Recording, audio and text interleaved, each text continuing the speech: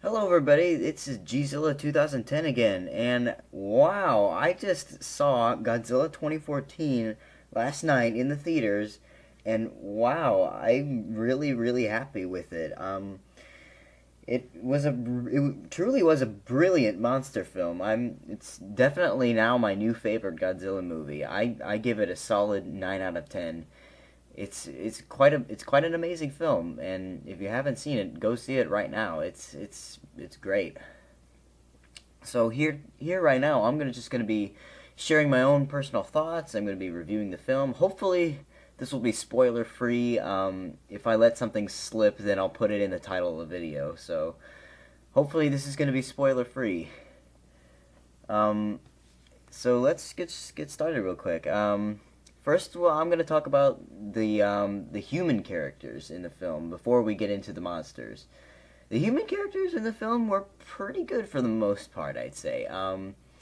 Definitely the best by far was Bryan Cranston as Joe Brody. He was a really good actor. It's kind of unfortunate that he doesn't appear in the movie too much, but he still while he was on screen, he still delivered a very good performance. Um, and his son, he's the main character of the movie, Ford Brody, played by Aaron Taylor Johnson. Ford Brody is he's I think he's a very down to earth kind of main character. Like he's not like the typical action hero kind of guy. Like he's just a really simple guy. I mean, simple guy in the military looking for or not looking for, but trying to get back to his family. That's kind of the premise he's set in, and um, it's just it has a very relatable story. I'd say the movie does a very good job of putting you in the universe. I think it makes you kind of feel like this was all real or this could actually happen, or something like that. It was very interesting how the human characters interacted with the all the stuff that was going on. Um, the other characters were like Ken Watanabe as Ichiro Serizawa or Dr. Serizawa. He was pretty good too. They did a good job at portraying his character, and it was a good homage to Dr. Serizawa for the original 1954 Godzilla movie, and he did a good job at driving the story more and just keeping things up to date in this plot. I think, in my opinion, most of the other characters aren't of too much importance, but they still offer a lot of insight as to the main characters and all that kind of stuff. So moving on from the human characters, I'm going to talk about how the film is paced. Now, the pacing of the film can be a little slow sometimes. It might be a little too slow for some, but honestly, I think it works really well. Like you don't see the monsters like too much through the first half of the movie. I mean, you do get some monster stuff, but not like a crazy amount of it, like you see in older Godzilla movies. But I mean, I think that works really well. It works to the film's advantage because I think of it like if you were to compare it to Jaws, you don't get to see the shark very much. Like, it's there, but you just don't get to see it. And so I think they really just try to build on that idea with the whole Godzilla premise, and I think they worked to the film's advantage.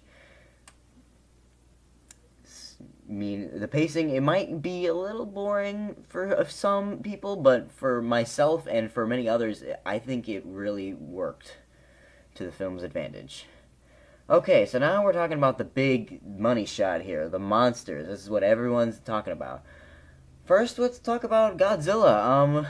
Godzilla in the movie, when he's on screen, it's just the presence of him is very powerful. Like he's just a giant thing, I mean, you can tell that it seems very realistic. I mean, if of course a giant monster really isn't realistic, but if that were to actually happen, the way that he's portrayed and how the characters interact with him, it's extremely realistic, I'd say. Godzilla's design was almost spot on. Like I really like well, it was spot on. Like, I really liked the Godzilla design in the movie. It's not my favorite design, but it's definitely one of the favorites. Very, very good. Um, Godzilla's enemy, I'm sure everyone knows by now that Godzilla has an enemy in the movie. Um, the enemy is known as the Muto, and the Muto creatures. Hint, hint. The Muto creatures are very, very interesting foes of Godzilla. I think they really nailed the whole original monster idea here in this movie. The Mutos are very, very awesome enemies for Godzilla, and I'm very happy that they did this right. And speaking of which, I think that Gareth Edwards in the director's chair really made this film right. Like, they took the classic feel, or not necessarily feel, but they took the classic premise of the Toho films and made this dark, realistic twist on it, and had, like, it was very grounded, made you think that you might actually be there, and it was very good, very, very good, believable even. I mean, it's kind of hard to even talk about it. I mean, it's just brilliant. It truly is a brilliantly designed film.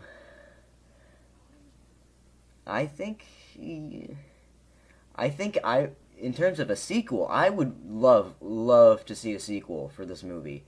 I mean, it doesn't necessarily leave anything open for a sequel, but it does, like, I mean, Gareth Edwards hinted that he would want to do a sequel if the movie does well, and so far it's doing very well. So I personally would really like to see a sequel and see where the series could take a new direction, and hopefully it might even become a new trilogy, or even more than that. You know, I'd love to see more of this Godzilla universe.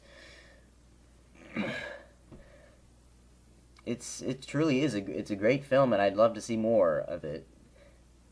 The only things I might have to nitpick about it is that maybe, even though I said that not seeing too much of the monsters kind of works to its advantage, it might just bore some people out of the movie. The monster fights, by the way, are truly a spectacle. Like, I've never seen anything like that, like those monster fights. It felt like you were actually watching, like, animals in the wild fight to the death, and the fights were just great spectacles. They were nothing like any other Godzilla movie. They were nothing like any other monster movie I'd ever seen before. It's just awesome. They really did Godzilla right this time. America has redeemed itself from 1998 right here. That's my consensus of the movie. America has redeemed itself from 1998, and hopefully mainstream audiences might think a little more seriously of Godzilla here in the U.S., because whenever a lot of people talk about Godzilla, it's always like, oh, that 98 movie, that terrible 98 movie, or oh yeah, that silly guy in a rubber suit, you know. But 98, we can forget about that, not even Godzilla. But the rubber suits, they have their places. Brilliant little cheesy spectacles, but this movie really just takes the whole Godzilla idea and does it right.